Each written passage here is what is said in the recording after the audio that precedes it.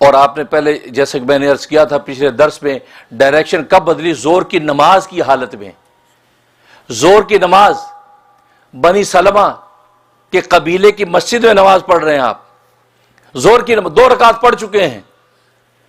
حالانکہ 4 رکعت پوری ہو جاتی پھر اللہ احکام نازل کر سکتے تھے کہ اب آئندہ سے نماز تم نے ادھر کرنی، نہیں، نماز کے دوران، زور کی نماز کے دوران ہی حکم نازل ہو گیا، اور جبرائیل الصلوۃ والسلام نے وہی نازل کر دی کہ اے محمد صلی اللہ علیہ وسلم اپنا رخ بیت اللہ کی طرف موڑ لیجیے۔ 2 رکعت بیت المقدس کی طرف ہو چکے ہیں، اسی حالت میں آپ نے رخ موڑ دیا، اور رخ اس طرح موڑا کہ جب آپ اس طرف یوں آئے، گھوم کے آئے ہیں، تو عورتوں کی جگہ پر مرد آ گئے، مردوں کی جگہ پر عورتیں آ گئیں، اور نبی پاک صلی اللہ علیہ وسلم سامنے آ گئے۔ اگر ادھر کھڑے ہیں، پیچھے مرد ہیں، یہاں عورتیں ہیں، آپ گھوم کر یوں آ گئے، اور مرد گھوم کر آپ کے پیچھے آ گئے، عورتیں گھوم کے مردوں کے پیچھے چلی گئیں، تو یہ پوری ڈائریکشن بدل گئی، اور حالت نماز میں ہوا، یعنی 2 رکعت کا بھی انتظار نہیں کیا گیا۔ اس کا مطلب اس میں حکمت کیا تھی؟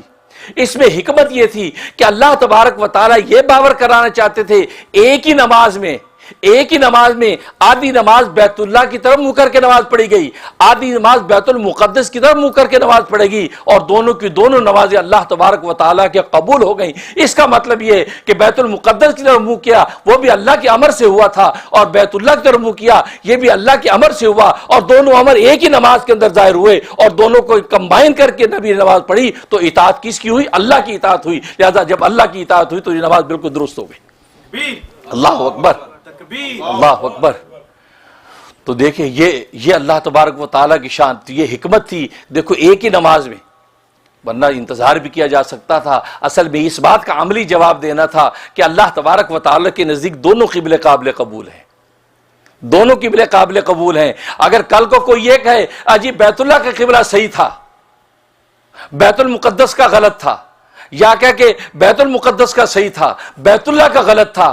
فرمایا کہ نہیں، ایک ہی نماز میں اللہ تبارک و تعالی دونوں قبلوں پر نماز پڑھا کے ثابت کر دیا، حقیقت میں دونوں قبلے صحیح تھے، دونوں قبلے صحیح تھے۔ اس بیت المقدس کے منہ کرنے کا ایک زمانہ تھا، وہ اللہ تبارک و تعالی اس زمانہ پورا کروایا، 16-17 مہینے نماز پڑھی،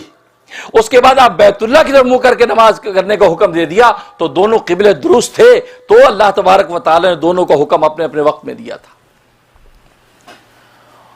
اور حقیقت میں تو بات یہ ہے کہ سرکار دو عالم صلی اللہ علیہ وسلم پوری بنی نوع انسان کے نبی بن کے آئے تھے،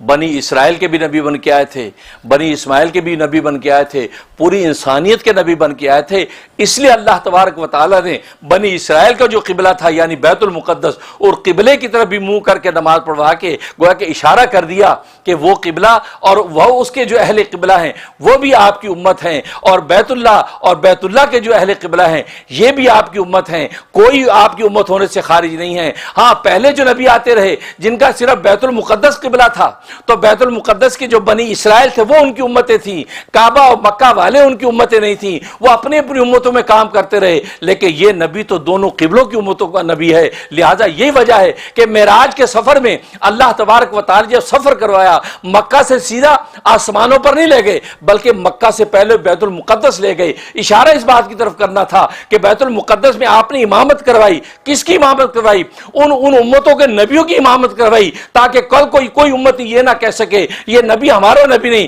بلکہ یہ نبی تمہارا کیا نبی ہوتا، یہ تو تمہارے نبی کا بھی نبی ہے، اس نے تو تمہارے نبی کی امامت کی ہے، اس کا مطلب یہ ساری امتوں کا نبی ہے۔ اس لیے اللہ تبارک و تعالی نے پہلے آپ کو بیت المقدس لے گئے، سارے انبیاء کی آپ امامت کی، اور امام الانبیاء کا خطاب آپ نے پایا، اور پھر وہاں سے آپ آسمانوں کی طرف عروج کر گئے۔ اللہ اکبر، نعرہ ختم نبوت، زندہ باد۔